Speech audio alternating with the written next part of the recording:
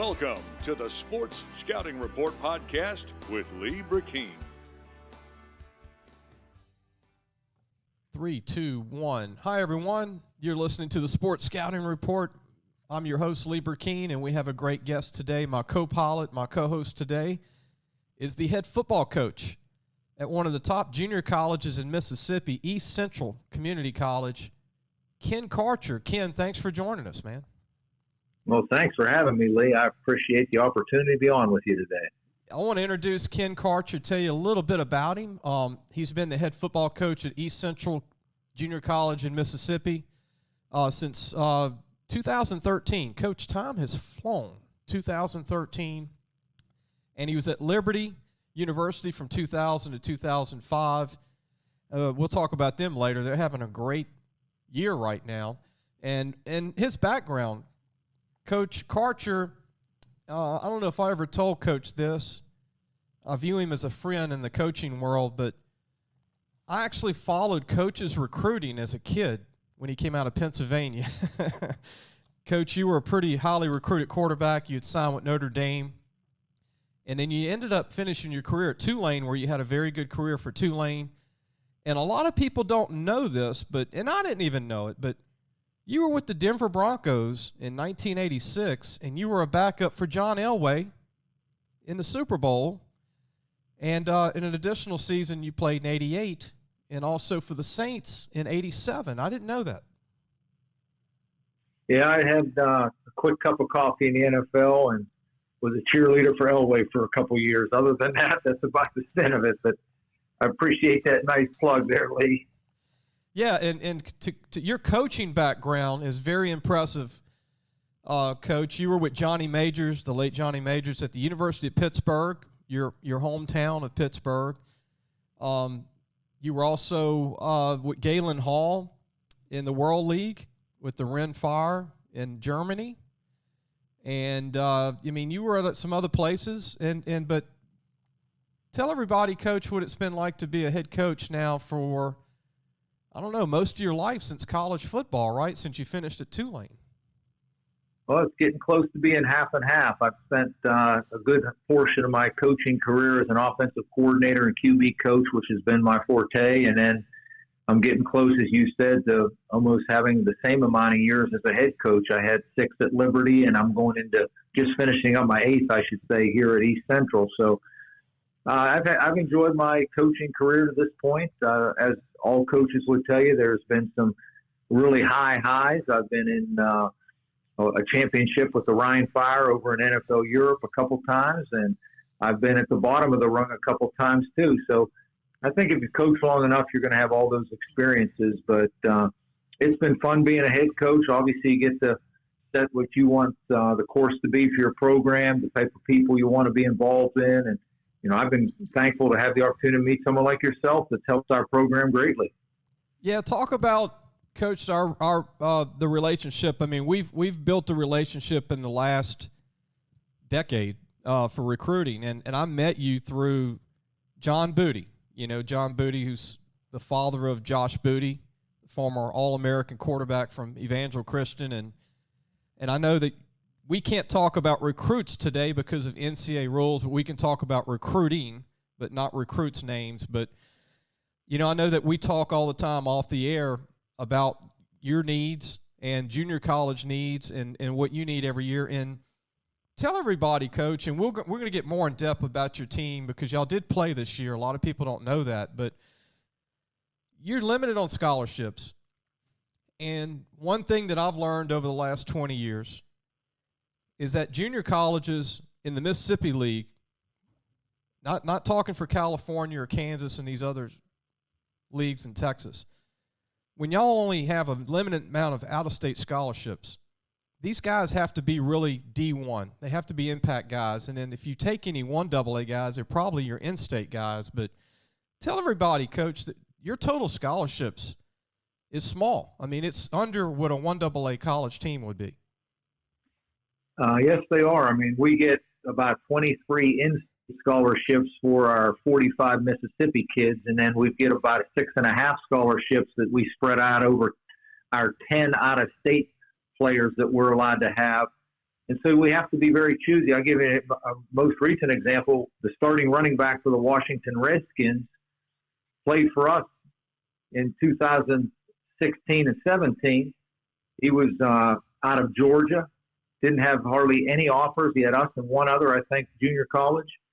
Came to us, played for 2 years, went on to play at Memphis, played there 2 years, and now he starts with the Washington Redskins. And we have 4 or 5 guys like that are, playing the NFL right now. But, it's funny you mentioned Johnny Booty. It's hard to believe. That was 1993. It's been a long time ago, and sitting in their home talking to all the Booty boys and recruiting them, and having the chance to recruit Louisiana most of my life, and being fortunate enough, John, to introduce me to you, and everything that you've been able to do to help our program locate young men and the type of guys that fit our program. So junior college recruiting is very interesting because it's really a 2-step deal. I tell our recruits, one, it's for young men that don't have the grades for some reason. They, didn't do well on the ACT, or their GPA is not good enough, or we're a stepping stone for those young men that, want to get maybe some different schools recruiting them. They were disappointed in who's recruiting them, and they feel like they're able to get to a higher level, so they come play for us for a year. Some JUCOs don't allow kids to leave after the first year. I'm a believer that, we're there to help kids move on. And just last year, we lost our 2 top D linemen and top running back left after 1 season. And obviously it hurts us a little bit, but that's what we're there for, to help young men. Yeah, and a lot of parents, I tell them all the time, I say, look, if you have the grades and you're a D1 player, but you're not happy with the D1 choices, meaning if you don't want to go to Southern Miss, or you don't want to go to Liberty, or you don't want to go to, ULL, or you don't want to go to Tulsa, you want to go to a Power 5 big school, like you said, you can go to East Central Mississippi Junior College if you're a D1 guy and go for 1 season and have your grades and leave in a semester. That's right. And, I don't know if enough kids take advantage of that. Obviously, and I was this way, everybody has the dream of leaving high school and going to play at Ohio State, Notre Dame, USC, something like that. But the shock that everyone has to go through is when you get to those places, very few get off the bench as a freshman. Right. And you could be one of the top kids. And I think I played maybe 4 or 5 minutes at Notre Dame my freshman year in a cleanup role. And I was one of the top 8 kids in the country. So, you're going to sit there, and where if you go to a junior college, you get every snap. So there's a real advantage. And our league is as tough as there is. We got so many kids that leave our league and go to the SEC. And, I think it's a great chance to get yourself prepared with real snaps. Yeah, it's amazing what Notre Dame was signing, Coach, when you came out of high school. They would get 3 All-American quarterbacks, it seemed, every year. And you were an All-American quarterback out of Pennsylvania, out of Pittsburgh. And you just couldn't. Blair Kill was the guy. He was there before you. And, you're just sitting forever. And like you said, you ended up going to Tulane and having a great career at Tulane. We're going to take a break, Coach. When we come right back, we're going to go over our college football teams. We're going to kind of do a report card. I think you'll love this, on all the top teams in the country based on who the sleepers are, who's done a great job as sleepers, who's having a bad year, and who is undetermined. This is hard on coaches when you're losing, especially with a half a season. We'll be right back more with the Sports Scouting Report. Our guest is Ken Karcher, the head football coach at East Central Junior College in Mississippi. We'll be right back.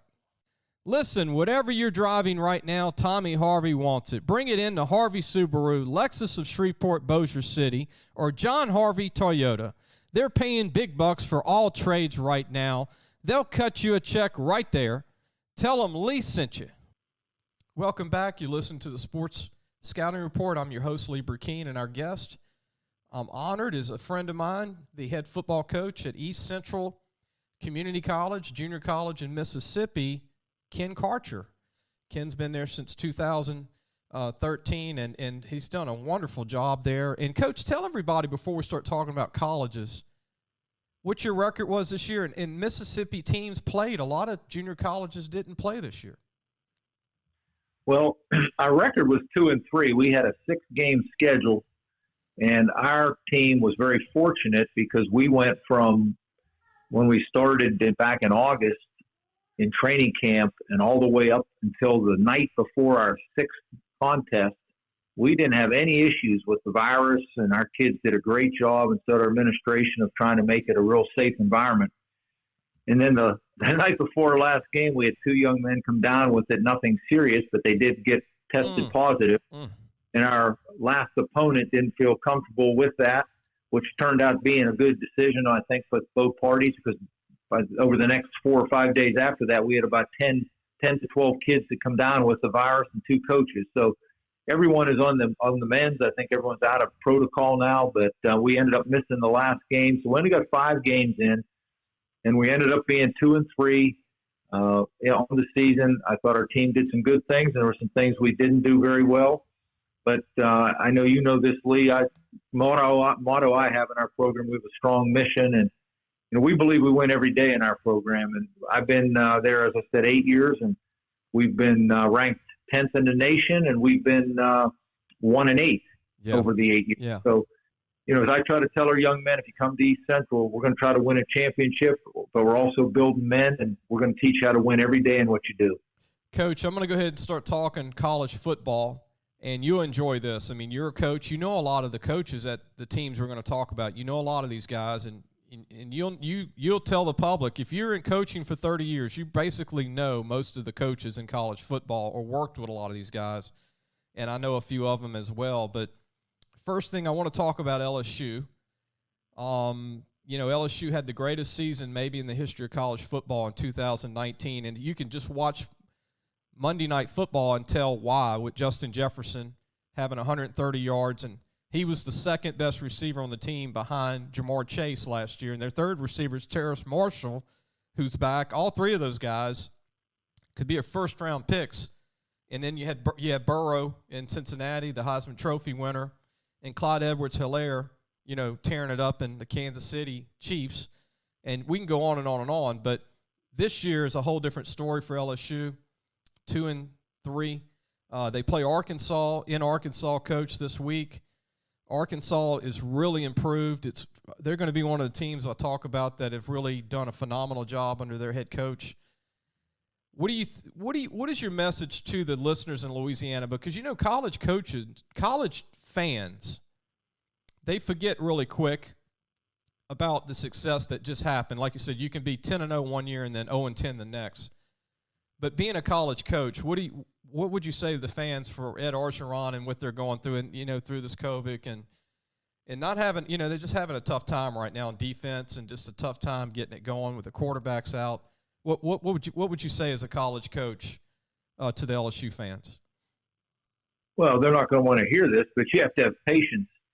It's a lot more fun to win on the scoreboard, obviously, and they had an unbelievable year, but you just rattled off why they're struggling. I mean, you lose 5 first-round draft picks and guys that are starting in the NFL, you're going to take a drop.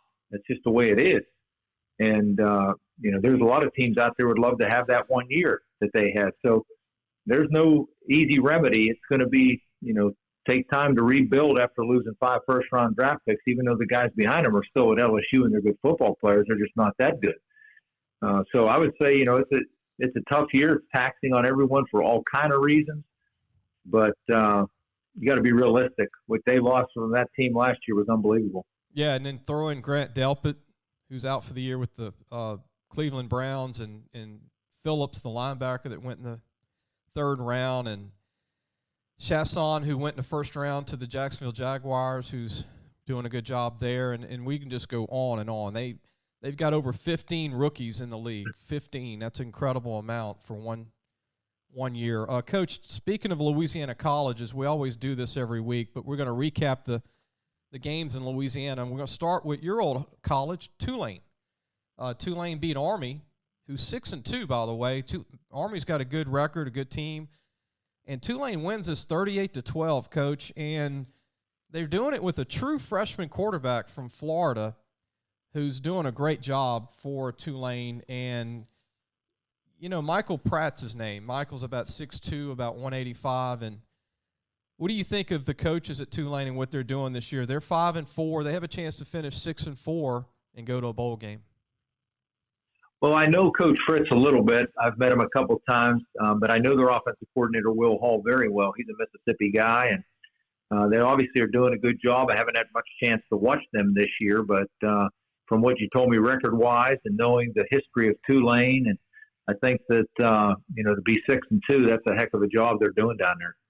Yeah, Tulane's 5-4, but I know Army's 6-2. But considering Tulane lost 3 in a row, they got a chance to finish 6-4. And Tulane's got a great little skill player named Amari Jones. Coach, he's got a chance to be an NFL draft pick. He started as a receiver. They had some injuries, and now he's a running back again. He had 60 yards and a touchdown. And they've got 2 running backs out for the year, so it's even more impressive what they're doing with 2 running backs out. And then turning to ULL in Lafayette. ULL is having a great year. They're 7-1. They upset Iowa State earlier in the year. They just beat South Alabama this past Saturday, 38-10, similar score to the Tulane game. And Coach, ULL's having a great year. I mean, ULL's going to be invited to a pretty good bowl game, and they've got some running backs on their team: Elijah Mitchell, Trey Ragus, and Chris Smith, all looked at as NFL prospects. Chris Smith's a Mississippi kid, and these 3 kids combined for over 250 yards Saturday. Yeah, I know Billy Napier's doing a good job down there. I'd be shocked if he's going to be there much longer, to be honest with Right. you.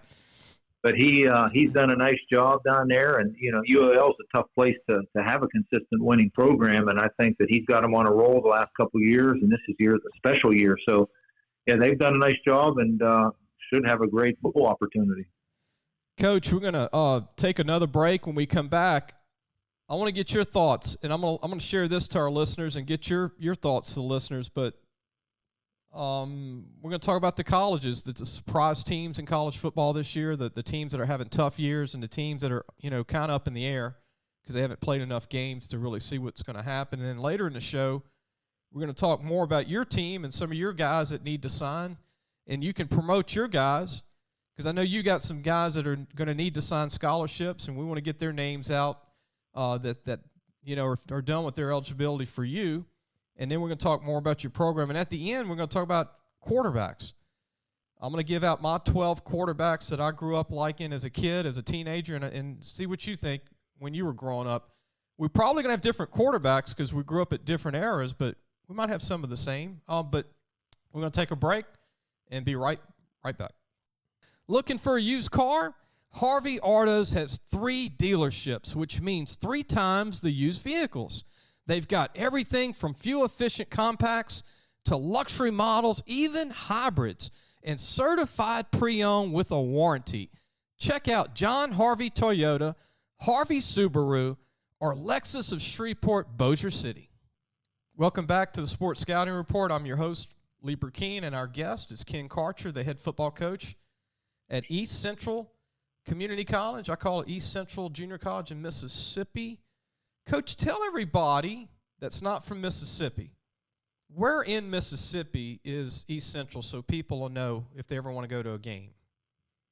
Well, obviously everyone knows where I-20 is. It runs right through the northern part of Louisiana and right through the center of Mississippi. So if you understand where I-20 is, we're on the east side of the state of Mississippi, right on the border of Alabama and Mississippi, right off I-20. So we're about 30 minutes west of Meridian, Mississippi, off of I-20. Great spot. Good hub to be for recruiting. Yeah, you can. It's been a nice place. Yeah, and Coach, we're going to go ahead and get into colleges that are surprises this year and get your thoughts. Coach, teams that nobody thought would do well this year, and there's always that because teams always rank teams off of what they did the year before. I always say that the media always throws the same teams in there that won the year before, and everybody's different. Everybody's got different teams. But the surprise team to me this year is Indiana. I mean, Indiana's 4-0 only because they haven't played but 4 games, and the Big Ten's only going to play 6 games. But what do you think, Indiana, Coach, and the job they're doing? I mean, they beat Penn State. They beat Michigan State, shut Michigan State out. I don't think they've been 4-0 in 40 years. No, I don't know Coach Allen at all other than by name. I do know a guy or two that's on that staff, but they have done obviously a great job. And They have the big test this weekend. I think it's against Ohio State, so you'll find out, how good they really are. But I think the thing, Lee, that I've looked at this year, not only with our own team, but in our league, but across the board, you take Penn State 0-4, and Michigan State's not doing well, and there's a couple other teams that, normally would never be 0-4. The thing that I think people are underestimating is there's a lot going on in our world, and you just don't know how the 18-year-old kids are thinking about it. That's a good point. And, that's a major factor on how and why some of these teams are not playing well, I'm sure. The mental part of these kids, huh? The mental. I think we're going to find out probably 5 to 10 years from now the real effects that this has had on a lot of people. Yeah, and then you look at some teams like Brigham Young. They're 8-0. I mean, they're handling it pretty good, but Brigham Young, it's been a long time since Brigham Young's been 8-0, Coach. I agree, but I'll probably show my age on yours a little bit. And when you say Brigham Young, I think of Brigham Young always being good. They keep producing quarterbacks. That's a place that historically through my lifetime has always been good. So I think they've been down, like you said, the last couple of years. But, in their league and with what they do and their history, they're always going to be up there. I might impress you a little bit, Coach. I was a fan of their quarterback. I called him Quarterback U when I was a teenager.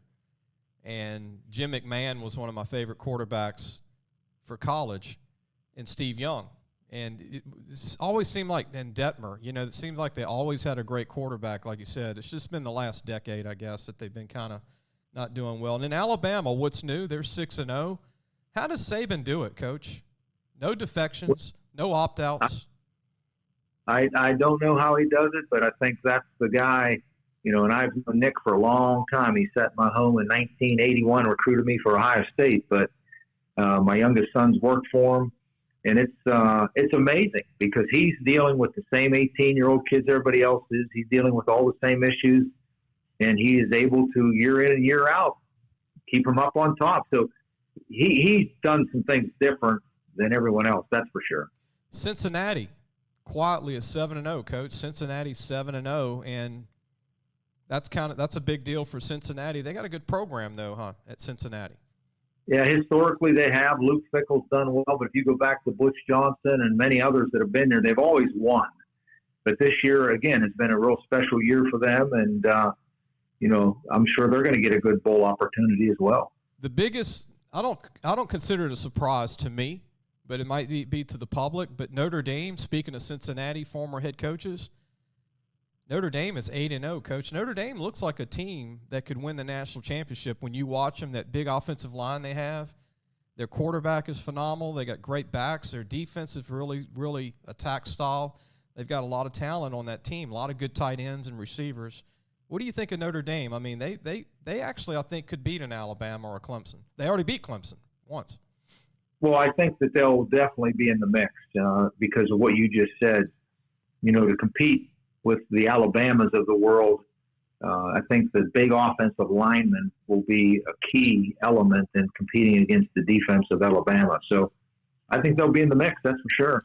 Some other surprise teams so far, Northwestern in the Big Ten's 4-0, which is a big deal considering Penn State's 0-4. Wisconsin's 2-0, but they've had 2 games that they couldn't play because of the COVID. So Wisconsin looks really good. They beat Michigan. We'll be talking about that. And then Arkansas, even though Arkansas is 3-4, Coach, nobody even thought Arkansas would win a game this year. But what do you think the job they're doing as a new staff at Arkansas? I mean, they don't have the talent of an LSU and an Alabama and a Georgia, and they're 3-4 in a tough schedule. I know Sam Pittman a little bit, and it's obvious that he's come in and I think probably just went back to the blue-collar work ethic, down-to-earth type of head coach. And, I think that his toughness, being an O-line guy, has probably played a role in their turnaround. But Arkansas, in my opinion, I've played down there as a coach with the team that I was coaching, and I just, I've always viewed Arkansas as a program that has everything, and it's shocking that they ever have down years. I think they should be to compete year in and year out. So it'll be interesting to see how Coach Pittman continues to build it, but I think he'll do a good job.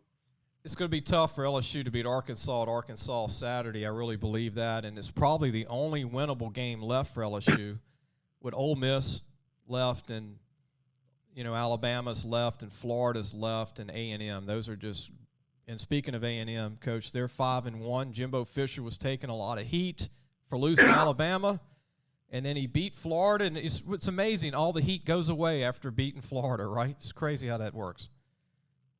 People have perceptions of who you should beat and who are the teams that are good wins and all that stuff. And, you sort of mentioned it in a tongue-in-cheek way before, but sometimes fans need to get on that sideline and maybe have a weekend or two where they know that they've got a coach and their job's on the line, and they'd have a lot different perspective if they got that chance. Right.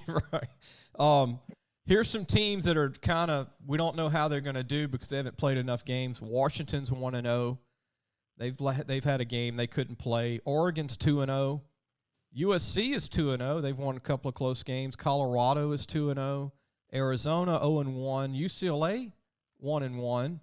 And Miami is interesting at 7-1. Coach, I think Miami could end up having their best year in over a decade. Prior to Coach Karcher, who it's crazy. Coach Karcher won a national championship. In the following year, he was fired. Crazy. Coaching's crazy. There's no security in coaching. Coach, when we take a break, we're going to come back and we're going to talk about the programs that are having a tough time right now. We talked about COVID. We talked about what people need to realize. These kids are going through a lot. We're going to talk more about your program. We're going to take a quick break and be right back. Welcome back to the Sports Scouting Report. I'm your host, Lee Burkeen. Our guest is head coach Ken Karcher at East Central Mississippi Junior College, and it's one of the top junior college programs in the United States. And Coach is one of the best coaches in the United States, in my opinion. He's one of the hardest recruiters. Trust me, I've gotten to know that because he'll call me, and his D-line coach will call me, and we'll scratch our head and find what we can to help him on special kids who either can't qualify or just need another year or two to become polished. Say the word polished. Go raw to polished and then go to college, to a big school. Coach, Michigan, Jim Harbaugh is having a tough time with the fans, 1-3. And, he had a lot of defections like LSU. He had a lot of opt-outs. You can tell it's affecting his team. He's had over 30 kids opt out or either go pro or graduate. What do you think of Jim Harbaugh? He didn't just become a bad coach yesterday.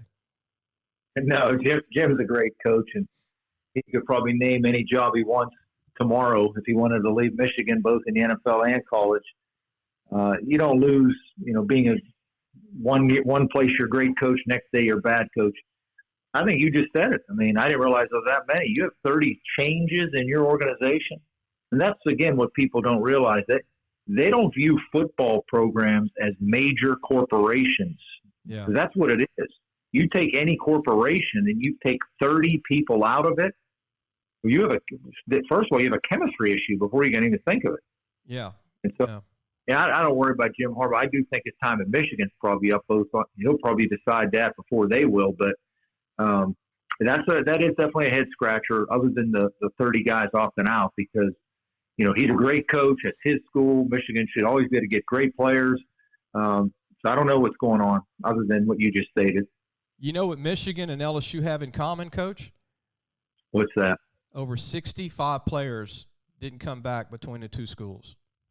Yeah, I mean, that in itself states, anybody that has a brain knows that that's a major issue. Yeah, and then Penn State is 0-4, which is just the ball's just not bouncing their way. But also they had two All-Americans opt out. Michael Parsons, who's from Pennsylvania, where you're from, the best linebacker in college football that led them in tackles with 130 tackles. He's not playing this year. And they had two other running backs go down for the year. They had 4 running backs that were all world. Now they're down to 1 running back. People don't follow that. So you're down to 1 running back. Your star linebacker, team captain, didn't play, as well as one of your star tight ends and one of your best DBs. So it's hurting Penn State. They're 0-4. Oklahoma's 5-2. Not bad considering you lose Jalen Hurts and your top receiver that's with the Cowboys. But, again, those fans in Oklahoma national championships every year. Texas 5-2, Coach. Texas, I don't know if you can ever please the Texas fans in Austin. I mean, they're 5-2, but before even had a loss, they were talking about coaching changes. Well, I think it's probably a little bit of their issue of thinking they control everything, and so they want to make statements like, hey, you better do this or do that. Hey, it's unfortunate, but money is the thing that occupies everything nowadays. So, don't matter who you are. I think the good thing about what you said, though, Lee, it's good for the coach's humility, because if any coach out there, and I know there's some that do this, and I probably early in my career thought the same way. If you think that it's you that's getting this all done, all it takes is you to find out. Talk to Michigan and Penn State and these people, LSU, that have lost their players. If you don't have good players, you're not going to be a good coach. Right. And so I've always said jokingly when I was a kid, I said, take Joe Paterno and put him at Tulsa for 15 years, and he's not Joe Paterno. Right. Good point. And that's the fact. You might have a good year here and there, but you have to have good players, good support, good administration, all the stuff that is, key in developing a consistent program. I mean, look at Nick Saban. What he's done at Alabama is amazing, but Nick Saban hasn't done that everywhere he's been. Right. In the NFL, he didn't do that. And he struggled at Michigan State. I mean, he put them in bowl games, but they were pretty, they were solid. They weren't dominating at Michigan State. But even the best coaches like a Nick Saban would be, I'm sure, one to say that you got to have good players. You got to have good staff. There's a lot of things that have to come together, to have consistency and have great programs. Georgia is 4-2. Tennessee 2-4. I mean, Coach, there's a lot of tough years for teams. Florida State 2-6. Baylor 1-5. TCU 3-4. Nebraska 1-2. I want to see Nebraska come back. 1-3 Minnesota. 4-2 Auburn. 0-6 Vandy. I feel for Vandy, Coach. They look good at times, but they're talent-wise. We're talking about talent. They just don't have the talent to be a great team in SEC. Ole Miss 3-4, Coach Kiffin. Southern Miss 2-6, Mississippi State 2-4. And my point is, I want to let people know it's not just LSU having a tough year. Kentucky 3-4. Look at what we just went through here: Michigan, Penn State, Oklahoma, Texas, LSU, Georgia, Florida State, Nebraska. All these programs not having a great year. Auburn. I mean, it's a lot. It's a lot of teams. It speaks to what we said. It speaks to, there's a lot going on, and all these teams are relying on 18 to 22-year-old young men that have a phone in their hand and have instant information daily about what's going on, and that's playing a role. Yeah, you're right. People aren't, all they're thinking about is football. They're not thinking about before football and their families. People have families and all the stuff that these kids go through. And trying to handle it. Like you said, these are 18, 17, 19, 20-year-old kids trying to handle going through this, playing football, and their families are affected like our families are affected. So, Coach, we're going to take a break. When we come back, I want to talk about your team, and I want you to promote your players, and we want to promote how to get in touch with you, and also we're going to talk about childhood quarterbacks, get my childhood quarterbacks and your childhood quarterbacks later in the show. You're listening to the Sports Scouting Report. Ken Karcher is our guest, head coach at East Central Mississippi Junior College. We'll be right back. So, hey, guys, just wanted to take a minute to tell you about Harvey Autos. If you need a new or used car, there's 3 great dealerships right here worth checking out. John Harvey Toyota, Harvey Subaru, and Lexus of Shreveport, Bossier City. Low prices, honest people. Tell them Lee sent you. Welcome back. You're listening to the Sports Scouting Report. I'm your host, Lee Burkeen. Again, our guest is head coach Ken Karcher for East Central Mississippi Junior College, former Tulane quarterback, former Denver Bronco quarterback. Coach, what was it like being around John Elway for a couple of years in Denver? Well, it was fun. I mean, obviously, he's one of the best to ever play the game, and, you take some things for granted. I can remember Dan Reeves saying to Gary Kubiak and I, don't try to do what John does. A lot of times as a player, you think you see someone in front of you do something and you're going to try to attempt to stay up with that person. But he had special talents that were God-given, and the key was learning to play within your own abilities and using your own strengths. But it was fun to, like I said, it was short-lived, but it was fun to be around the guy and watch him and see the things that he had the ability doing. Coach, we got a lot of college coaches that listen to the show a lot, especially in-state in Louisiana. I know you've got some kids. Some of them are already committed. Talk about some of your guys that are already committed, their names and height and weights and positions, and some guys that are not committed yet, and a little bit about them and promote them. We might help you get some of these guys committed to some colleges just by being on the show today. But talk about some of your guys that no longer are coming back that are going to be going to college, some of your top players. Well, these three I'm going to mention quickly. Two of them are already gone. They left us in July. They were two top defensive linemen. One went to Memphis, one went to Southern Miss. We have a running back that had opted out this year named J.D. Martin. And J.D. has got multiple offers from teams, I think Nebraska, West Virginia, FAU, and he's a big-time back. Like I mentioned earlier, we had a kid that's starting for the Redskins right now that was with us a few years back, and this is another kid like that. So he'll get something. He's trying to make that decision as we speak. But guys coming back, we have a punter that I know has an offer from a school or two, but I really think a lot of people don't take a punter and give him a scholarship. But this kid's maybe the best I've been around. I've seen some really good punters in my career. But he's, averaged well over 45 for us this year, and it'll be interesting to see where he ends up. Like I said, he's got one or two little offers, but I'm surprised others haven't come on him. Coach, then, how big is he? He's got good hang time too as a punter? Oh, he's exceptional. He's a kid that is from the Florida area. I think originally was from Haiti. And he can kick and punt, but he's had multiple. I think we had 16 punts this year inside the 20. He has had multiple kicks over 50, and I'm talking about carrying 50 yards, not rolling 50 yards. He's special. He's a special kid. So, and then other than that, we have some kids. We have a quarterback that's getting looked at a little bit with the Division I schools that I think can play at least FCS and maybe mid-major football.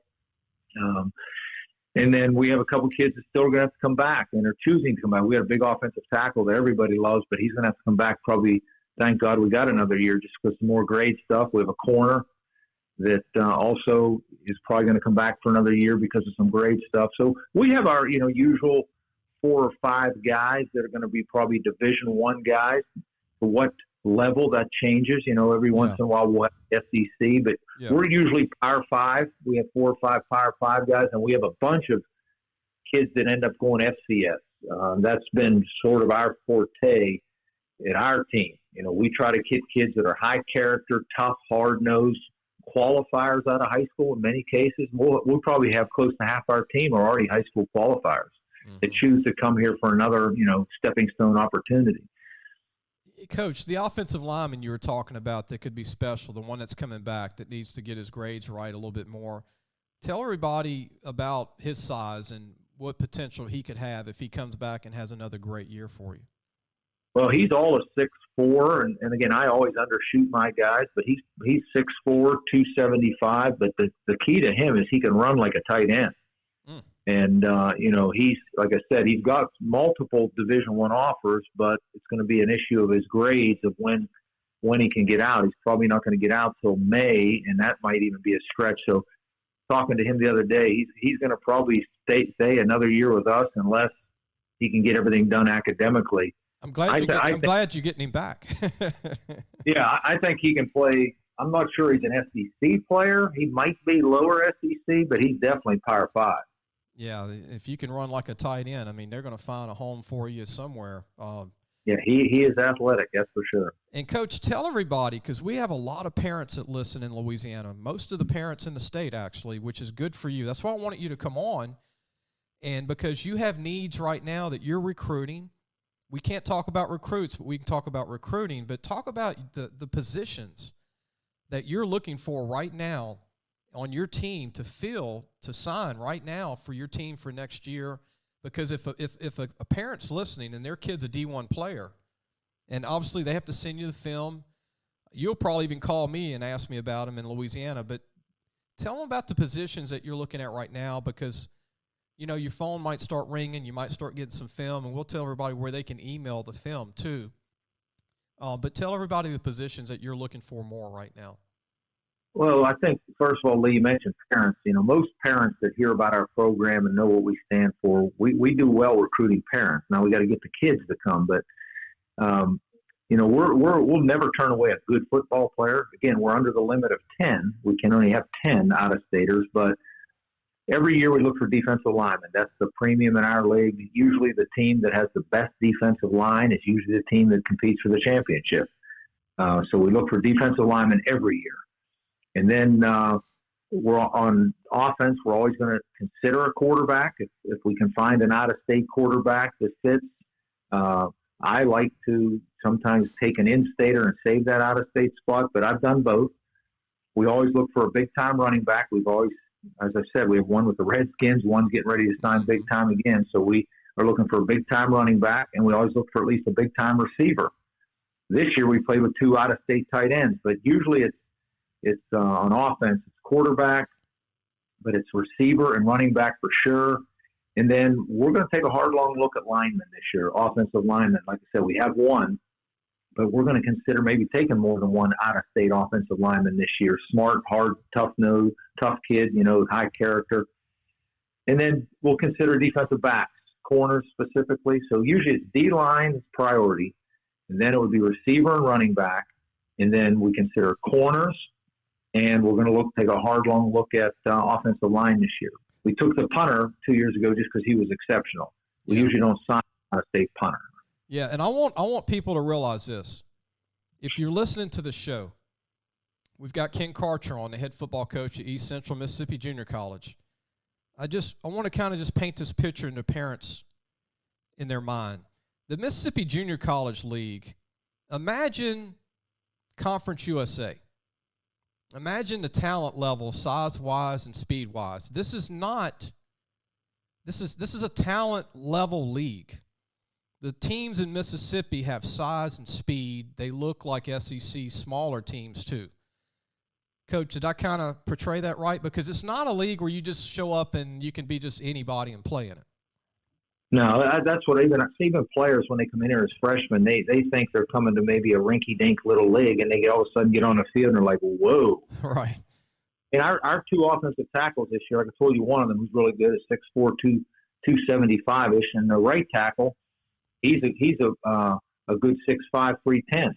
So, you know, we've got skill at every position, and each team, I mean, there's some teams that even have it much better than us. So, it's a highly competitive league. And just so parents know, people look at size, but they don't understand. These kids can move. They're not just big. So you have to have great feet. You've got to be able to move. And if you're a skill guy, you have to have some special qualities with speed and the ability to make plays. And it's just like college football. You're recruiting just like the LSUs. You're looking for certain players for certain roles, certain sizes. We're looking for the players that go to LSU. Right. But just the grades. Right. And but if you're listening to the show, you know, you got coach needs a tape, obviously, to see them. They're not just going to offer a kid just by talking to a parent, and they're going to need film to evaluate to see if that kid's better than the players they have or somebody they would take. Again, they only have 10 out-of-state scholarships to give, and those 10 have to be special kids. Coach, give them an email where they can email you film, and if any parents want to contact you, it's a dead period, but they can contact you through email. But what is a good email for you, Coach?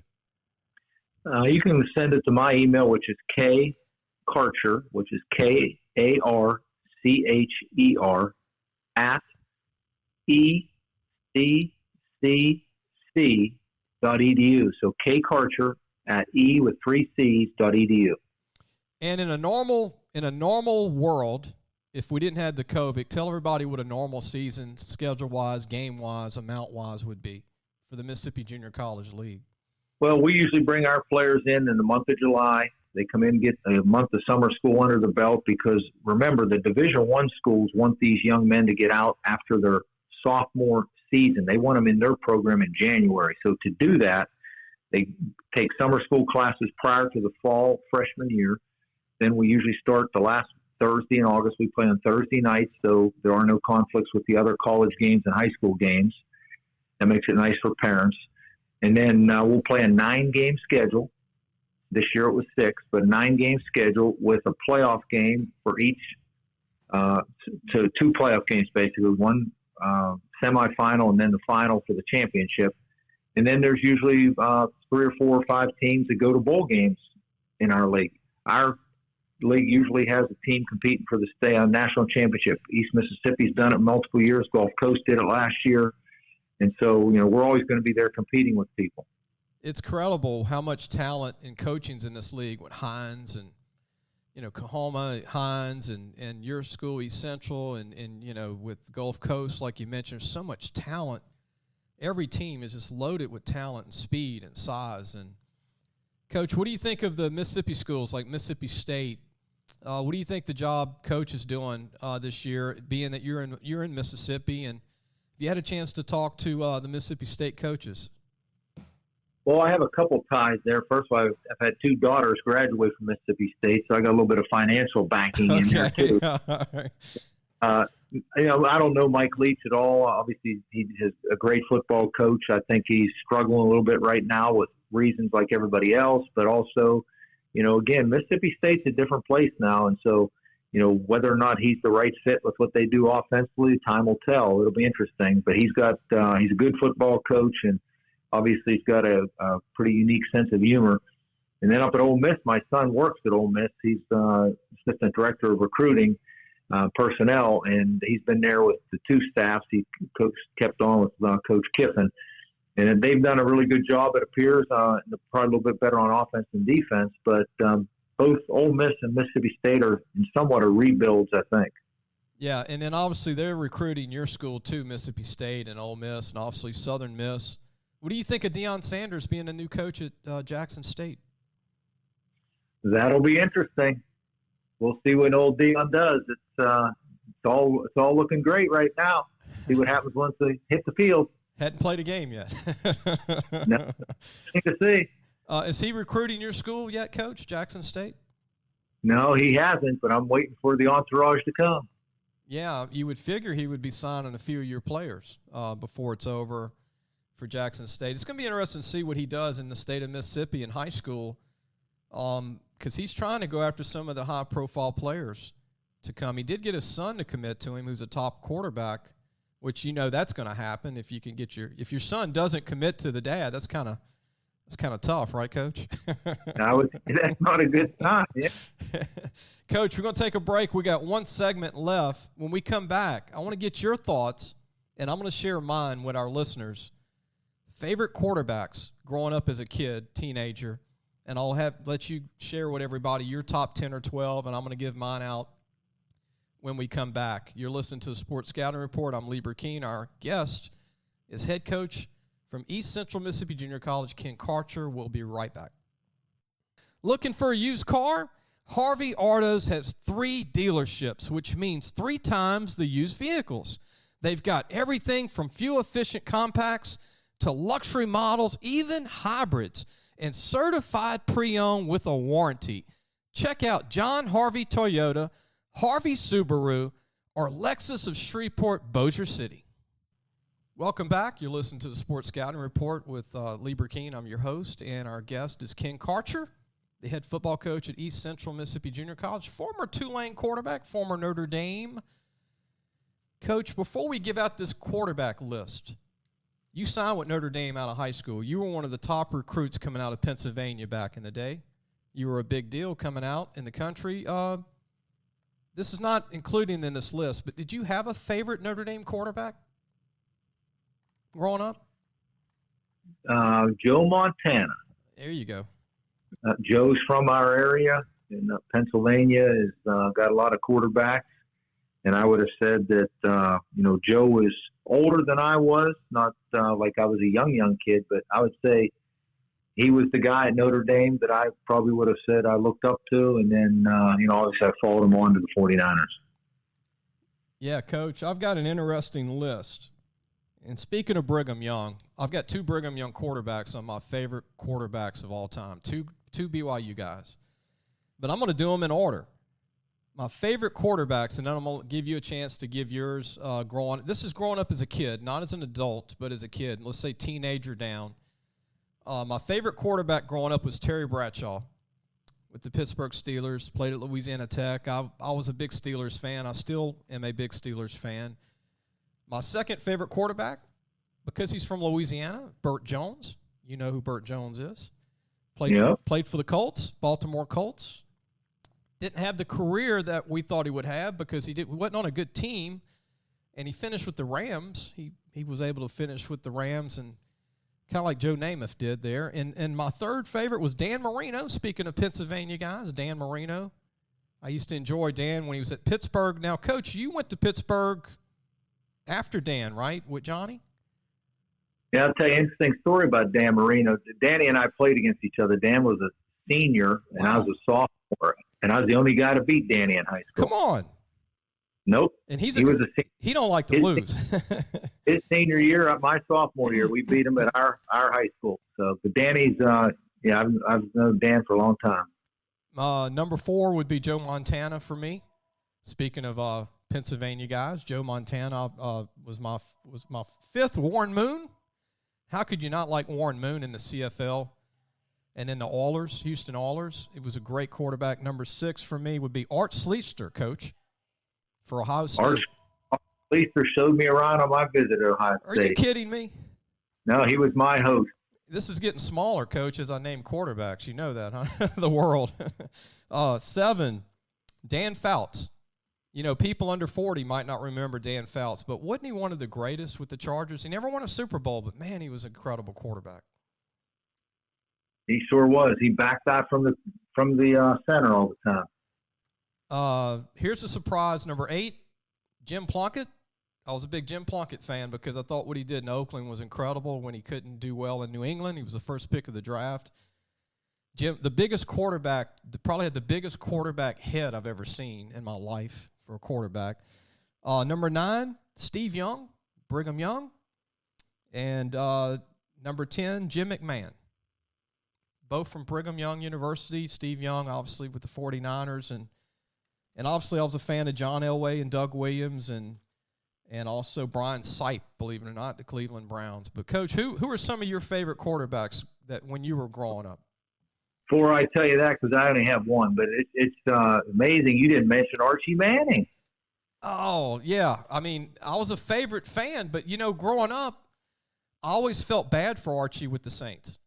You know, I know, because it was just he was talented, but he just kept getting sacked every play. You know, and it was a tough time for. I try to forget those years, but I'm really sorry for not remembering. But yeah, I was a huge Archie fan too. But man, mine's easy. I could wrap. You know, a lot of these guys, like you said, I know Elway, Marino, Montana. I got to know him a little bit when I was at Notre Dame. Obviously, the Peyton Mannings of the world, but the guy. There's only one for me. I grew up watching them my whole life. I'm a Pittsburgher. Once you're a Pittsburgher, plus in my era, you didn't have a bunch of television stations. You didn't get to see a bunch of quarterbacks, you know. So mine is Terry Bradshaw. I was Terry Bradshaw in my backyard many a Monday night. So we got the same favorite quarterback. Yep, I wore number 12 all through my career, and you know, it's amazing because Bradshaw, you know, in Pittsburgh wasn't always loved. Believe it or not. Right. Pittsburgh's a tough town, and but he, you know, he did it in an era where he wasn't throwing the ball 40 times, and Steelers play great defense. And I don't know anybody that lives in Pittsburgh that doesn't always still have a part of the Steeler love in them. My youngest son, that's his team. He'll call me every week. Dad, Steelers are 8-0 now. 8-0. They're 9-0 now, which is I can't believe all those years, Coach. 6 Super Bowl wins, 4 with Bradshaw, 4-0, that they never went 8-0 in the history. That was kid. I mean, we would have thought of that with 6 Super Bowls and one of the best franchises with the Rooneys and, you know, Chuck Noll, but they never started 8-0, and they're 9-0 for the first time in the history of the franchise. And what's crazy about Bradshaw, Coach, is that I didn't realize this as a kid because I was just a kid following it, and I was just emotionally into them winning every week. And Lynn Swann and Stallworth and Mean Joe Green and Jack Lambert, Jack Ham. I know I'm music to your ears. You know all those guys. Franco Harris, Rocky Blar. The thing is, Terry didn't throw the ball a lot for the Steelers if you look at it. No, that's what I'm saying. Yeah, he didn't. I think he might have threw 12 passes a game. Which is, I agree. But they had a great defense. They didn't have to. There you go. He had the steel curtain too, which didn't hurt. And I couldn't leave out Mel Blount and Donnie Shell, two of the greatest DBs ever, I thought, too, off that defense. But why doesn't Terry Bradshaw get his due as one of the all-time great quarterbacks, Coach? I don't know, because like I said, in Pittsburgh, he was knocked as not being the brightest guy, and always, people complained. They never really appreciated him, I don't think, like they should have, because we had such a great defense in Pittsburgh too. They figured, well, it's the defense, but I don't know. He was my guy. So yeah, and then obviously Peyton Manning. When you hear great quarterbacks, they talk about John Elway. They talk about Peyton Manning. They're forgetting about the older guys, Johnny Unitas. Terry Bradshaw, Bart Starr. Oh, yeah. Go Namath, all those guys. Yeah, as 20 years go by, every 20 years they start not mentioning those guys. And because it's a different era. It wasn't as flashy, Yeah, but goodness, the football was a little tougher. I think it was a little. You better believe it. It was a little tighter too. I mean, the teams were together. The Steelers team, I think from 1970 to 1983. 80% of the team was still the same team. Yep, there was no concussion protocol back then. No, and I feel so bad. Obviously, the late Mike Webster, my favorite center of all time. He had more. Obviously, the movie was made about him, the concussion movie. But Mike Webster. I'll tell you two funny stories, Lee. I know we're got to go, but two funny stories, real quick. And you mentioned Mike Webster.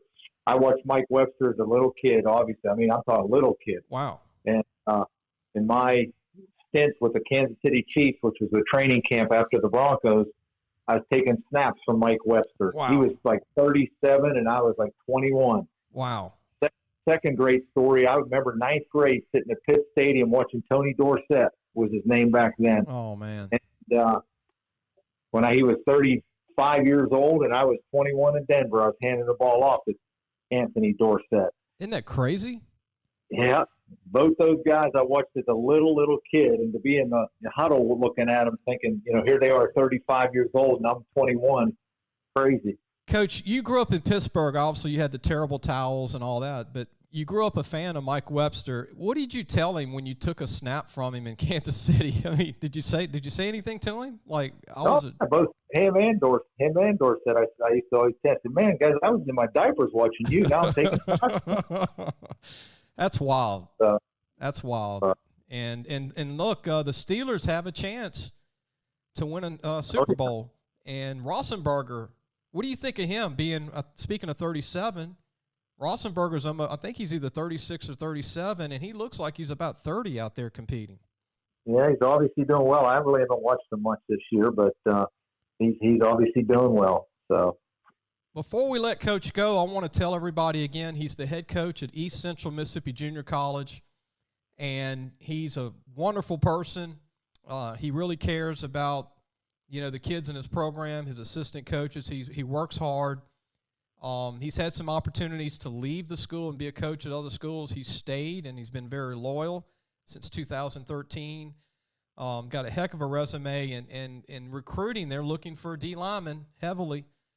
Another great running back, probably a great linebacker. If it's the right quarterback that can come in and be the starter, maybe a quarterback, and maybe an offensive lineman. And Coach, give out one more time your email to parents. So if they want to send you film, and remember, parents, your son has to be a D1 player because they have to go with D1 players out of state. They only have 10 out-of-state scholarships, being that they're in Mississippi. That's what the NCAA gives them.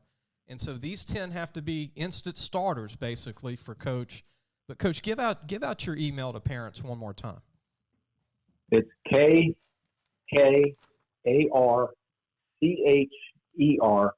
at ECCC And before we go, my sponsor, Coach, is a Mississippi State graduate. Can you believe that, in Louisiana? He's a big LSU fan, but they're big LSU fans, and they love Mississippi State. And I want to mention John Harvey Toyota. Looking for a used car, Harvey Autos has 3 dealerships, which means 3 times the used vehicles. They've got everything from fuel-efficient compacts to luxury models, even hybrids, and certified pre-owned with a warranty.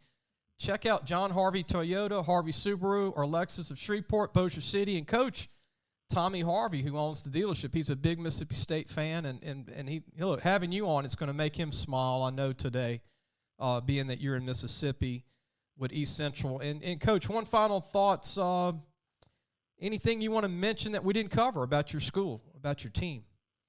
No, I just really appreciate you, Lee, and all that you do for us. I can't imagine why a school in this state of Louisiana would definitely not use you or your services. You've been great help for us and really whittling down key guys, and so I appreciate everything you do for us, Lee. We're already trying to help you with some D linemen right now. We can't mention their names, but we're already trying to help Coach sign some Louisiana D tackles or D ends and nose guard. And remember, when you say D line, there's 3 techniques. There's nose guard, D end, D tackle, and Coach is looking for all 3 that are special, right, Coach?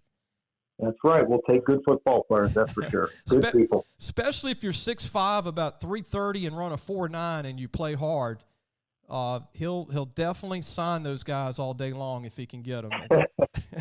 Thank you, lady. Coach, thanks, Coach, for being with us, and good luck on the recruiting trail. I know you're recruiting right now, and talk to you soon, my friend.